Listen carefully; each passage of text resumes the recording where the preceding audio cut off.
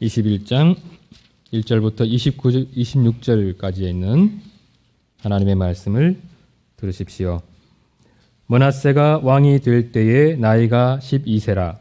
예루살렘에서 55년간 다스리니라. 그의 어머니의 이름은 헵시바더라. 므낫세가 여호와 보시기에 악을 행하여 여호와께서 이스라엘 자손 앞에서 쫓아내신 이방 사람의 가정한 일을 따라서 그의 아버지 히스기야가 헐어버린 산당들을 다시 세우며 이스라엘의 왕 아합의 행위를 따라 바알을 위하여 제단을 쌓으며 아세라 목상을 만들며 하늘의 1월 성신을 경배하여 섬기며 여호와께서 전에 이르시기를 내가 내 이름을 예루살렘에 두리라 하신 여호와의 성전에 제단을 쌓고 또 여호와의 성전 두 마당에 하늘의 1월 성신을 위하여 제단을 쌓고 또 자기의 아들을 불 가운데로 지나게 하며 점치며 사수를 행하며 신접한 자와 박수를 신임하며 여호와께서 보시기에 악을 많이 행하여 그 진노를 일으켰으며 또 자기가 만든 아로새긴 아세라 목상을 성전에 세웠더라. 옛적에 여호와께서 이 성전에 대하여 다윗과 그의 아들 솔로몬에게 이르시기를 내가 이스라엘의 모든 지파 중에서 택한 이 성전과 예루살렘에 내 이름을 영원히 둘지라. 만일 이스라엘이 나의 모든 명령과 나의 종 모세가 명령한 모든 율법을 지켜 행하면 내가 그들의 발로 다시는 그의 조상들에게 준 땅에서 떠나 유리하지 아니하게 하리라 하셨으나 이 백성이 듣지 아니하였고 므낫세의 꾀임을 받고 악을 행한 것이 여호와께서 이스라엘 자손 앞에서 면하신 여러 민족보다 더 심하였더라. 여호와께서 그의 종 모든 선지자들을 통하여 말씀하여 이르시되 유다 왕 므낫세가 이 가정한 일과 악을 행함이 그 전에 있던 아모리 사람들의 행위보다 더욱 심하였고 또 그들의 우상으로 유다를 범죄하게 하였도다. 그러므로 이스라엘의 하나님 여호와가 말하노니 내가 이제 예루살렘과 유다에 재앙을 내리리니 듣는 자마다 두 귀가 울리리라. 내가 사마리아를 잰 줄과 아합의 집을 다림 보던 줄을 예루살렘에 베풀고 또 사람이 그릇을 씻어 엎음같이 예루살렘을 씻어 버릴지라. 내가 나의 기업에서 남은 자들을 버려 그들의 원수의 손에 넘긴적 그들이 모든 원수에게 노략거리와 급탈거리가 되리니 이는 애굽에서 나온 그의 조상 때부터 오늘까지 내가 보기에 악을 행하여 나의 진노를 일으켰음이니라 하셨더라. 므낫세가 유다에게 범죄하게 하여 여호와께서 보시기에 악을 행한 것 외에도 또 무죄한 자의 피를 심히 많이 흘려 예루살렘 이 끝에서 저 끝까지 가득하게 하였더라. 므낫세의 남은 사적과 그가 행한 모든 일과 범죄한 죄는 유다 왕 역대 지략에 기록되지 아니하였느냐. 므낫세가 그의 조상들과 함께 잠에 그의 궁궐 동산 곧 우사의 동산에 장사되고 그의 아들 아몬이 대신하여 왕이 되니라. 아몬이 왕이 될 때에 나이가 22세라. 예루살렘에서 2년간 다스리니라. 그의 어머니 이름은 모술레메시요 욥바 하루스의 딸이더라. 아몬이 그의 아버지 므낫세의 행함같이 여호와 보시기에 악을 행하되 그의 아버지가 행한 모든 길로 행하여 그의 아버지가 섬기던 우상을 섬겨 그것들에게 경배하고 그의 조상들의 하나님 여호와를 버리고 그 길로 행하지 아니하더니 그의 신복들이 그에게 반역하여 왕을 궁중에서 죽이매 그 국민이 아몬 왕을 반역한 사람들을 다 죽이고 그의 아들 요시야를 대신하여 왕을 삼았더라. 아몬이 행한 바 남은 사적은 유다 왕 역대 지략에 기록되지 아니하였느냐.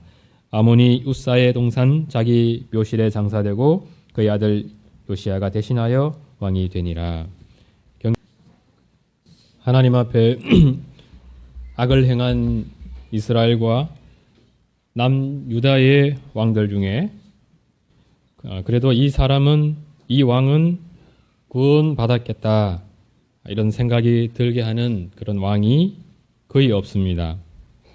그런데 누구보다 많은 악을 행했음에도 불구하고 누구보다 분명하게 구원받은 사람임을 보여주는 사람이 있죠.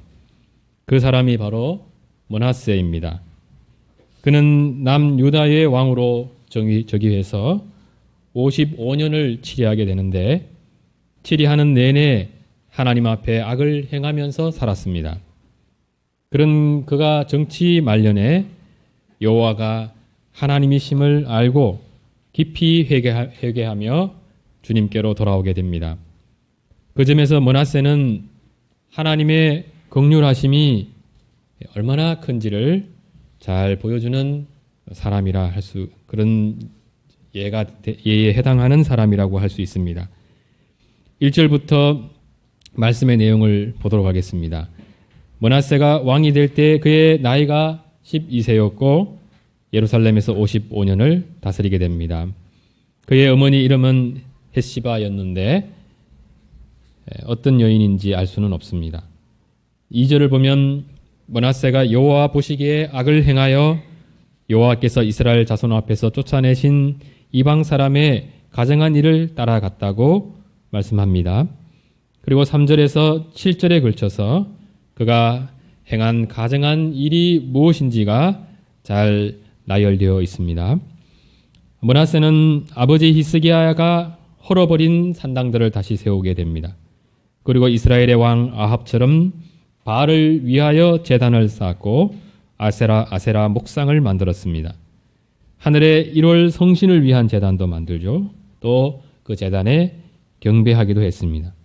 또 자기의 아들을 불 가운데로 지나가게 하는 몰록 숭배를 비롯해서 점치고 또 사수를 행하는 사람들, 신접한 사람들, 박수 이런 사람들을 가까이 하기도 했습니다. 므낫세는 남유다 왕들 가운데 가장 경건한 왕 가운데 하나였던 히스기야의 아들이죠. 그런 그가 어쩌다가 신앙적으로 아버지 히스기야와 정반대의 길을 가게 됐는지 이해하기가 어렵습니다. 물론 이보다 더 이해하기 어려운 것은 히스기야죠. 히스기야가 신앙에 있어서는 거의 므낫세와 같죠. 바로 그의 아버지 아하스, 그 아하스와 정반대의 길을 갔다는 사실은 더 놀라운 일입니다.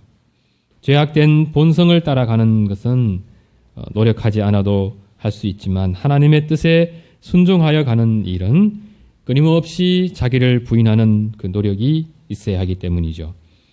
결국 모든 것이 역사를 주관해 가시는 그 하나님의 뜻 속에서 벌어진 일일 것입니다.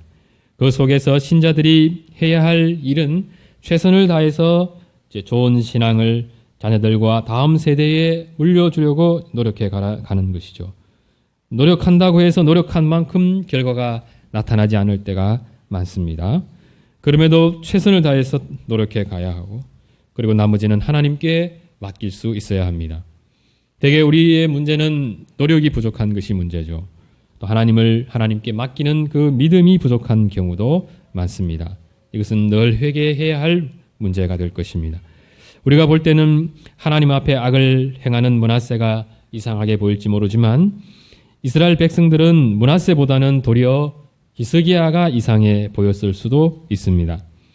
만약 다윗이나 솔로몬 시대의 이스라엘 백성들이라면 당연히 므낫세가 이상해 보였겠죠. 그러나 이스라엘은 르호보암 이후에 하나님을 경외하는 그 의식을 가진 왕들이 등장할 때마다 산당과 우상을 철폐하는 그 종교개혁을 단행해야 할 만큼 점점점 하나님에게서 멀어져 가고 있었습니다. 때때로 몇몇 왕들에 의해서 신앙이 고치되기는 했죠. 그러나 그 후 악한 왕들이 등장할 때마다 그들의 신앙은 더 아래로, 더 바닥으로 떨어지고 있었습니다. 히스기야가 일생 이스라엘의 신앙 정화 운동에 힘썼지만 그 역시 아버지 아하스 시대의 우상 숭배의 죄악을 뿌리 뽑기에는 역부족이었습니다. 그 이유가 있습니다. 우상 숭배적 삶 속에는 부의 길이 있죠. 행복해지는 길, 번영의 길이 있다는 것을 이스라엘 백성들이 본 것입니다. 만약 하나님을 잘 섬기는 사람들이 우상 숭배하는 사람들보다 압도적으로 잘 살고 또 번영하는 것을 봤다면 그들은 하나님을 섬기지 말라 해도 섬기었을 가능성이 높죠. 그런데 이스라엘의 하나님은 이스라엘이 나라의 군사용으로 쓸 수 있는 그런 말을 많이 갖지 못하도록 했습니다. 다른 나라와 국교를 맺고 서로 국가적 교류가 많아지려면 타 종교에 대해서 개방적이어야 하는데 여호와 하나님께서는 오직 나만 믿고 섬기라고 요구하셨습니다. 주님은 때때로 이스라엘을 강하게 해주시고 부유하게 해주신 분이셨습니다. 그럼에도 그것을 중요한 가치로 삼지 않으셨습니다. 가난하든 부하든 이스라엘이 약하든 강하든 하나님 잘 섬기기만을 바라셨습니다. 주님을 잘 섬기면서도 이스라엘은 가난해질 수 있고 또 약해질 수 있죠. 그것이 이스라엘로서는 근심거리가 될 수 있습니다. 그러나 하나님께 근심거리가 될 수는 없습니다. 주님께서는 언제든지 이스라엘을 강하게도 또 부유하게도 하실 수 있는 분이시기 때문이죠. 눈에 보이는 강한 군사력이나 경제력은 있기도 하다가 또 사라지기도 합니다. 그러나 진정으로 부유하게 하시고 부유하시고 강하신 하나님은 이스라엘과 항상 함께 하시는 분이십니다.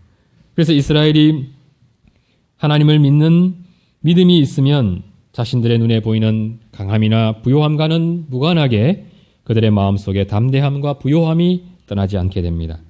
그런데 믿음에서 멀어지게 되면 어떻습니까? 이 세상은 잘 나가는 것 같고 또 성공하는 것 같고 심지어 더 즐겁게 사는 것 같고 더 행복하게 사는 것 같은데 하나님을 믿는 내 삶은 왜 이런가, 이런 생각에 이스라엘이나 오늘날 신자들은 얼마든지 빠져들 수 있습니다. 그리고 그런 불신앙에 빠지게 될 때 하나님을 믿는 신앙은 너무 또 비합리적인 것 같죠. 폐쇄적이고 또 고리타분하게 느껴질 수 있습니다. 이런 폐쇄성 짙은 신앙 노선으로는 특히나 외교적 또 문화적 경쟁력을 높일 수 없고 결과적으로 부국 강병의 길로 나아갈 수 없으리라는 생각을 이스라엘이 해볼 수가 있습니다. 교회도 그렇죠. 교회의 진정한 매력이 뭡니까? 바로 경건함과 거룩함에 있다고 할 수 있습니다.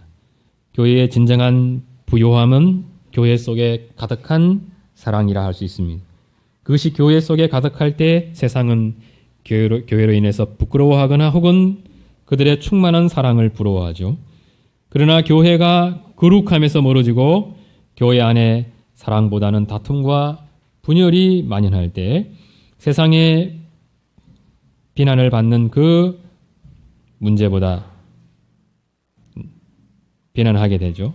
비난하게 되는데 그 비난보다 더 심각한 문제가 있죠. 그것은 교인들이 하나님을 통해서 채워야 할 것들을 이 세상 속에서 찾으려 하지 않고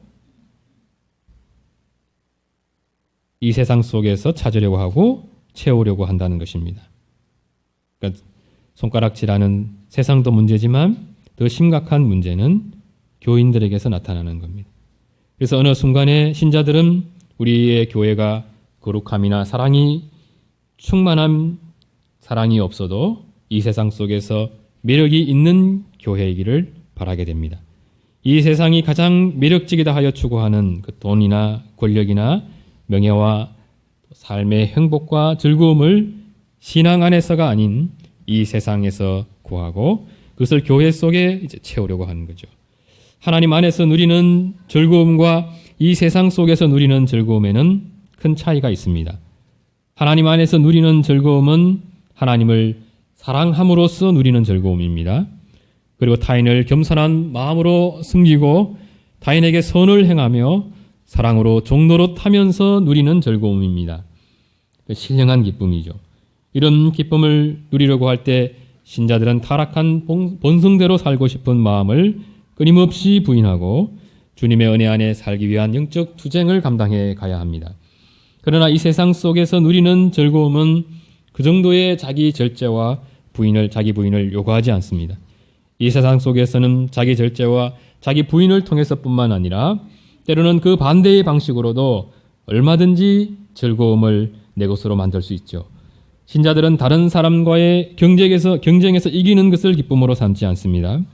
신자들은 나의 헌신과 수고로 다른 사람이 더 많은 유익을 얻는 것을 기쁨으로 삼습니다.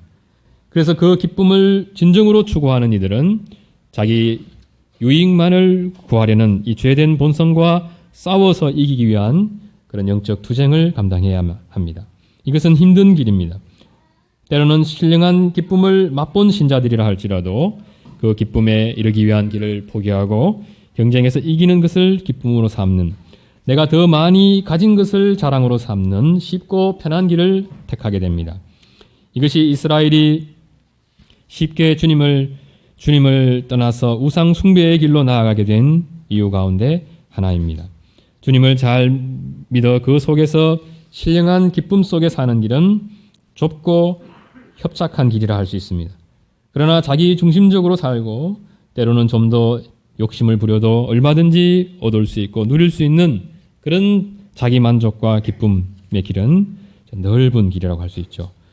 가는 길이 그만큼 쉽기 때문에 교회의 신자들이나 이스라엘이 쉽게 빠져들 수밖에 없습니다. 오늘날 하나님이 아니라도 우리 삶 속에는 큰 기쁨을 가져다 주는 것 가운데 것들이 많은데 그 중에 최고라고 할 수 있는 것이 돈입니다. 돈. 돈이 있으면 그 어떤 기쁨과 즐거움도 살 수 있을 것 같습니다. 그래서 많은 분들에게 돈은 이미 우상 그 자체죠. 그것이 이스라엘 당시에는 우상이었습니다. 우상 중심적 삶을 살게 되면 이스라엘은 더는 하나님의 뜻에 매이지 않게 됩니다. 그들은 좀 더 자유롭고 좀 더 매력적으로 다른 국가와 정치, 경제, 문화 모든 면에서 교류할 수 있고 발전을 도모할 수 있습니다. 자기 중심적 삶을 살고 더 나아가 성적으로 방탕한 삶을 살아도 그것으로 인한 죄책감에 이전처럼 시달릴 필요가 없어지게 됩니다. 신자들이 이런 삶을 등지고 하나님의 뜻대로 살아가는 것은 늘 힘든 일이기 때문에 아하스 시대 영적 방탕으로 치닫던 이스라엘이 히스기야 시대 때 영적 갱신을 이룬 것, 이것이 실은 대단히 놀랄만한 일입니다. 그리고 므낫세 시대의 이스라엘이 아하스 시대의 영적 방탕을 그대로 계승하는 것은 전혀 놀랄만한 일이 아닙니다. 우리 눈에 므낫세가 이상해 보이지만 므낫세가 적극적으로 우상 숭배 정책을 시행했을 때 아마도 이스라엘은 그 정책을 대대적으로 환영했을 것입니다. 이제 숨통이 트이는 것 같습니다. 가슴을 펴고 살 수 있는 길이 열리게 되었다 생각하는 사람들도 아주 많았을 것입니다. 그 점에서 아마도 히스기야보다는 므낫세가 정치적으로 훨씬 더 많은 국민적 지지 속에 정치했을 가능성이 높습니다. 교회 역사를 보면 교회가 늘 그러했다는 것을 알게 되죠. 교회의 신앙이 다윗 시대처럼 건강하던 때는 잠시입니다. 그리고는 대개 남유다의 왕조사를 보는 것 같습니다. 신앙의 상승과 하락을 반복해서 가게 되는데 신앙이 좋았던 때는 늘 잠시뿐입니다. 그렇지 못한 또 시간은 길게 이어져 가는 것을 보게 되죠. 이는 우리 개인의 일생 동안의 신앙을 돌아봐도 또 비슷한 점을 발견하게 되죠. 지금 한국 교회도 성경을 철저하게 설교하고 가르치려 하는 교회가 인기가 없죠. 성경을 가지고 말하되 세속적 욕망을 합리화해주고 심지어 더 강하게 부추기고 추구하게 하는 그런 가르침이 예나 지금이나 인기가 있습니다. 그리고 이런 현상은 사라지지 않을 것이고 앞으로 더 강화될 가능성은 높습니다. 뿐만 아니라 우리 자신들 역시 히스기야처럼 끊임없이 신앙 정화를 위한 그 영적 투쟁으로 나아가지 않는다면 우리가 의식하지 못하는 사이에 그 길로 가게 될 것입니다. 10절은 그러한 신자들을 하나님께서 어떻게 다루시는지가 잘 드러나 있습니다. 극심한 우상 숭배로 치닫는 므낫세에게 주님께서 여러 선지자를 통해서 들려주신 말씀이 뭡니까? 므낫세가 행한 가증한 일은 아모리 사람들보다 더 심하여 유다를 우상으로 더럽히기 때문에 이제 내가 예루살렘을 진멸시키겠다는 것입니다. 아모리 사람들은 가나안의 7 족속 중 한 민족이죠. 여호수아 9장에 나오는데 그들은 우상 숭배의 죄악 때문에 하나님에 의해서 가나안에서 쫓겨난 민족입니다. 그런 아모리 사람들의 우상 숭배보다 므낫세로 인한 남유다의 우상 숭배가 더 심했다는 것입니다. 그런 유다에 대해서 하나님께서 취하실 수밖에 없는 마지막 남은 그 결정 뭡니까? 남유다를 진멸시키겠다는 것입니다. 12절을 보겠습니다. 그러므로 이스라엘의 하나님 여호와가 말하노니 내가 이제 예루살렘과 유다에 재앙을 내리리니 듣는 자마다 두 귀가 울리리라. 두 귀가 울린다는 것은 재앙으로 인한 그 공포 전율로 인해서 귀가 멍멍해지는 것을 의미합니다. 13절입니다. 내가 사마리아를 잰 줄과 아합의 집을 달인 보던 줄을 예루살렘에 베풀고 또 사람이 그릇을 씻어 엎음같이 예루살렘을 씻어 버릴지라. 이 말씀에서 줄과 주는 성경에서 늘 하나님의 말씀을 가리키는 그 비유적 표현입니다. 하나님의 말씀에 비추어진 사마리아와 아합은 불합격 판정을 받은 거죠.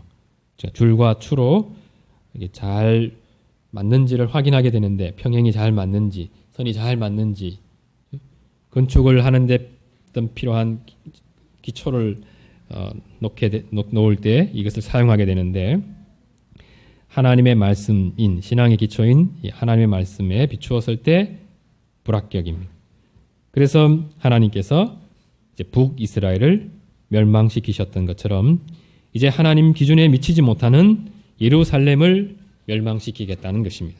남유다를 멸망시키리라는 하나님의 말씀이 므낫세 시대에 선포된 것입니다.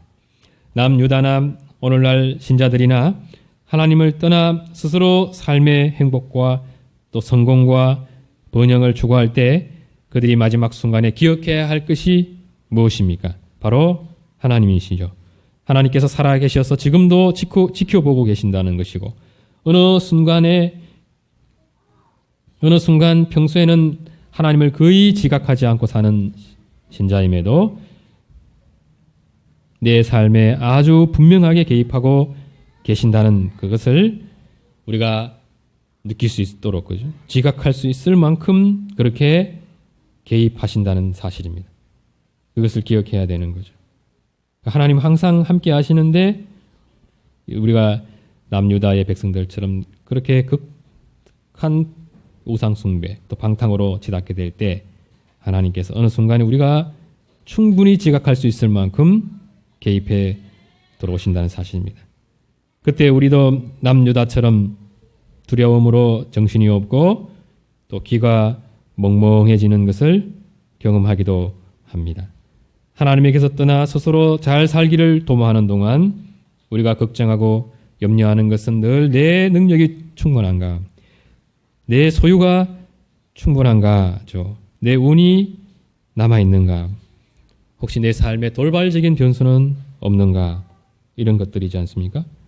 그렇게 사는 동안 우리는 너무나 자주 하나님께서 남유다의 대적이 되셨던 것처럼 우리 삶의 대적이 되실 수 있다는 사실을 간과합니다.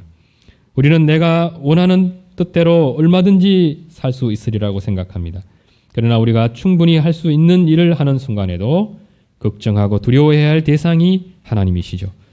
므낫세나 남유다 백성들은 어떻게 하면 열강의 텀바구니 속에서 살아남고 또 잘 살 수 있을까에 몰두하고 있었을 것입니다. 그런 그들이 생각지 못한 것이 바로 하나님이십니다. 내 능력만 의지해서 살아도 되는 세상이라면 실패해도 완전히 실패할 가능성은 그렇게 크지 않습니다. 주로는 부하게 사느냐, 더 부하느냐, 좀 가난하게 사느냐, 이런 문제죠.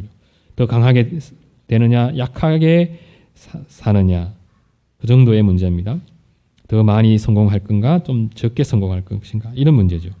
그러나 하나님의 백성들의 삶은 하나님께서 함께하는 삶이고 결국은 내게 두신 하나님의 뜻이 이루어지는 삶입니다.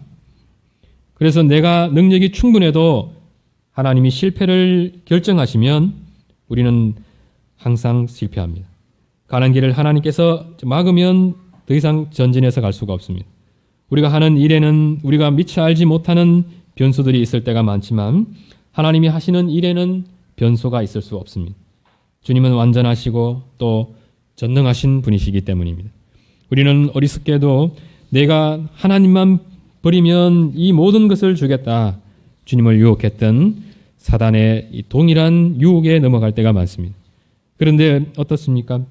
하나님을 버리고 얻은 그 모든 것들을 주님은 어느 날 손쉽게 우리 손에서 거두어 가시는 분입니다. 또 그렇게 하실 수 있는 분이죠. 그 어떤 힘과 능력도 하나님의 힘과 능력으로부터 자유할 수가 없습니다. 무엇보다 주님께서 신자들의 삶을 끝까지 포기하지 않고 간섭하시는 것은 마치 부모님들이 죽을 때까지 자식들을 그 마음에 품고 사는 것과 같습니다. 주님은 자녀들을 결코 포기하지 않으시는데 바로 그 이유 때문에 하나님을 떠난 이스라엘을 아수르나 바벨론을 사용해서 징계하신 분이셨습니다. 주님께서 이스라엘을 버리신 것은 다시 찾을 수 있기 때문이죠. 그들을 죽이시는 것은 다시 살리실 수 있는 그 능력까지 있기 때문입니다. 주님은 그들을 약하게 만들 수도 있고 또 강하게 만들 수도 있습니다. 그의 손에서 모든 것을 거두어 가실 수 있을 뿐만 아니라 우리 삶에 잔이 차고 넘치게 하실 수 있는 분이십니다. 이러한 하나님을 아는 신자들은 자신의 인생길을 가면서 늘 주님을 생각하지 않을 수 없습니다.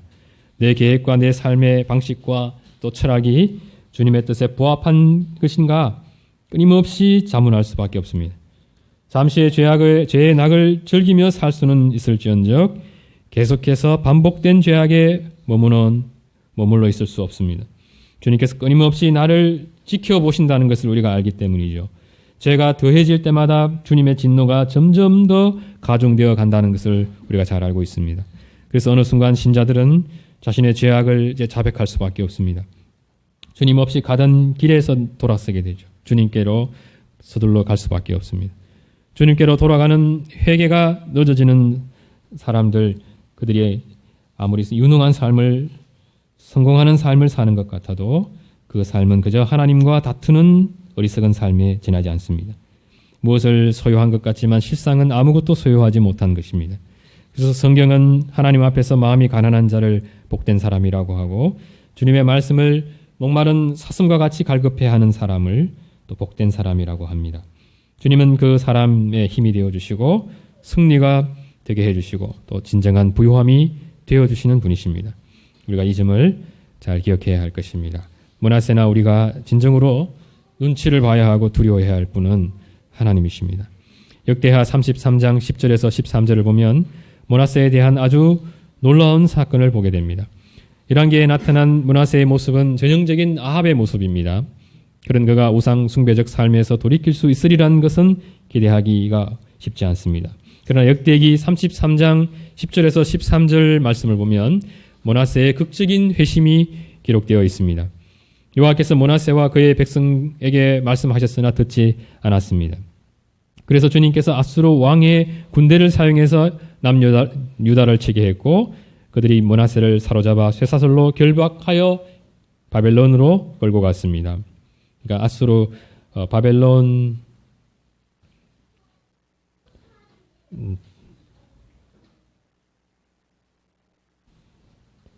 잠깐만 확인을 다시 해봐야 되겠네.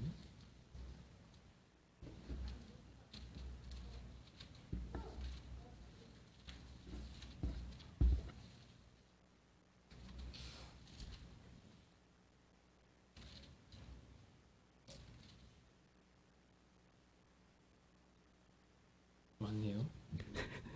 아수르를 통해서 군대를 사용해서 남유다를 치게 하셨고 그들이 므낫세를 잡고 쇠사슬로 결박하여 바벨론으로 끌고 갔습니다. 그 결과가 12에서 13절에 다음과 같이 기록되어 있습니다. 그가 환난을 당하여 그의 하나님 여호와께 간구하고 그의 조상들의 하나님 앞에 크게 겸손하여 기도하였으므로 하나님이 그의 기도를 받으시며 그의 간구를 들으시사 그가 예루살렘에 돌아와서 다시 왕 위에 앉게 하심에 므낫세가 그제서야 여호와께서 하나님이신 줄을 알았더라. 33장 14절에서 17절을 보면 그의 회심이 참된 회심이었음을 잘 보여줍니다. 주님께로 돌아온 그는 군사력을 강화하는 데 힘쓸 뿐만 아니라 이방 신들과 여호와의 전의 안과 밖의 우상을 제거하는 일에 힘썼습니다. 그리고 여호와의 제단을 보수하고 그 제단에서 드리는 화목제와 감사제를 드렸습니다. 백성들에게 여호와 하나님 여호와를 섬기라 이렇게 명령하기도 했습니다. 므낫세는 남유다를 극심한 우상 숭배의 죄악에 빠지게 한 주동자라 할 수 있고 그렇게 죄악을 범하며 산 세월이 수십 년입니다. 그는 남유다 왕들 중에 아하스와 함께 하나님 앞에 가장 악한 왕으로 분류되는 왕입니다. 하나님께서 살아계시면 그런 므낫세 왕을 좀 더 일찍 데려가시면 좋을 것 같다는 이런 생각이 들게 하는 왕이죠. 그러면 이스라엘도 좀 죄를 덜 지을 것 같고, 그런데 주님은 그렇게 하지 않으셨습니다. 그는 40년을 다스린 다윗이나 솔로몬보다 무려 15년 더 길게 남유다를 통치했습니다. 주님께서 그렇게 긴 세월을 허락해 주신 이유를 우리가 다 알 수가 없습니다. 분명한 것은 그가 남유다를 우상 숭배의 죄악에 더 깊이 빠지도록 했다는 것이고, 그로 인해 남유다는 하나님의 심판에 의해 멸망당하리란 그 선고가 내려지게 되었습니다. 이에 대해서 그 누구보다 더 많은 책임을 지고 하나님의 심판을 받아야 할 사람 므낫세입니다. 그런데 주님의 생각은 이런 우리 생각과 다른 분이시다는 것을 므낫세 구원을 통해서 보여주고 계십니다. 그는 아수르의 바벨론에 끌려감으로 많은 고통을 당하였을 것입니다. 이것은 하나님의 징계가 분명하죠. 그 징계로 말미암아 많은 고통을 당할 때 어떤 사람은 하나님께로 돌아오고 또 어떤 사람은 하나님 앞에 더 완악해지기도 합니다. 그래서 징계로 말미암는 고난과 고통은 항상 좋은 열매를 맺는다 이렇게 말할 수는 없습니다. 분명한 것은 하나님께로 돌아오게 하는 그 고난은 귀한 고난이다, 귀한 것이다 하는 것입니다. 주님께서 신자들의 신앙을 정금과 같이 연단하실 때 고난이나 주님의 징계로 인한 이 고통을 사용하는 것은 분명한 사실입니다. 그러나 고난이나 고통이 올 때 왜 나에게 이런 고통을 주십니까? 하고 그래서 고난이나 고통이 올 때 왜 나에게 이런 고통을 주십니까? 하고 하나님께 따지는 것은 아무런 의미가 없습니다. 지금 내가 당하는 고난이 하나님이 주시는 고난인지 아닌지를 구분하려는 것도 무의미한 일입니다. 그러한 일은 대개 고난이 다 지나가고 세월이 한참 지나간 뒤에 좀 더 선명히 알 수 있기 때문입니다. 고난과 고통의 때에 신자들이 해야 할 일은 늘 하나님을 더 힘써 의지하는 것입니다. 고난과 고통의 때에 하나님 앞에 더 힘써 나아가 주님과의 관계를 회복하는 것이죠. 또 그때를 좀 더 많이 회개하는 기회로 삼아야 하는 것입니다. 그렇게 회개의 기회가 된 사람이 므낫세죠. 이런 놀라운 일은 오직 하나님의 은혜로 밖에는 설명할 길이 없습니다. 므낫세나 우리나 고통이 온다고 회개할 사람들이 아닙니다.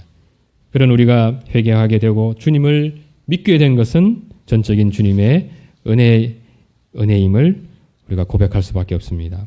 므낫세는 가장 악한 왕이었지만 회개하고 주님께로 돌아옴으로 하나님의 긍휼이 얼마나 큰지에 대한 가장 확실한 증인이 되었습니다. 므낫세에게 베푸신 하나님의 긍휼하심을 깊이 생각해 보면 우리 구원이 하나님의 긍휼하심의 기초에 있다는 것을 깨닫게 됩니다. 우리를 구원하시기 위해 무한한 그 긍휼을 베푸신 하나님께 우리가 찬양을 드리지 않을 수 없습니다. 역대하 33장 14절에서 17절을 보면 하나님 앞에 회개한 므낫세가 자신의 남은 생애 동안 얼마나 온 힘을 다해서 종교개혁을 단행했는지 알 수가 있습니다. 그럼에도 불구하고 그것으로 이미 우상 숭배를 향해 전력 질주하고 있는 이스라엘의 신앙을 돌이키기에는 역부족이었습니다. 므낫세의 죄악으로 인해서 남유다를 심판하겠다 하셨던 그 하나님의 뜻도 돌이킬 수 없었습니다. 그 점에서 하나님의 긍휼로 인한 므낫세의 회개만큼 중요한 교훈이 바로 신자들은 가능하면 하나님 앞에 죄를 짓지 않아야 한다는 사실입니다. 죄는 마치 잔잔한 호수 위에 커다란 돌을 떨어뜨리는 것과 같죠. 일단 한번 돌이 던져지면 그 물결의 출렁임을 막을 수가 없습니다. 죄는 우리가 하나님 앞에 깊이 회개하고 용서받는 것과는 별도로 그 죄로 인한 출렁임은 남아있게 됩니다. 회개하고 다시 죄를 범하지 않으므로 그 출렁임을 우리가 최소화할 수 있습니다. 그러나 또다시 반복된 죄를 범하게 되면 이제 조금씩 잔잔해 가던 그 호수에 또다시 출렁임이 일어나게 됩니다. 죄로 인한 그 출렁임은 파괴적 성격을 띠게 됩니다. 그래서 죄악된 습관을 만든다든지 인간관계를 파괴한다든지 우리 심령에 드리워진 마음의 평강을 깨뜨리기도 합니다. 또 마음과 몸을 병들게 하기도 하죠. 이런 죄의 출력임을 줄이는 길은 다시는 죄를 짓지 않으려는 그 노력을 계속해서 감당해 가는 것입니다. 덜 지으려고 노력해 가야 하는 것이죠. 같이 기도드리겠습니다. 걸어가신 하나님 아버지, 우리도 이스라엘처럼 얼마든지 참된 신앙에서 멀어지고 하나님에게서 멀어져 갈 수 있습니다. 언제든지 하나님 외에 다른 것을 우상 삼고 의지하며 살아갈 수 있음을 잘 생각하면서 늘 두려운 마음으로 주님의 뜻을 구하고 그 뜻에 순종하는 삶으로 나아갈 수 있도록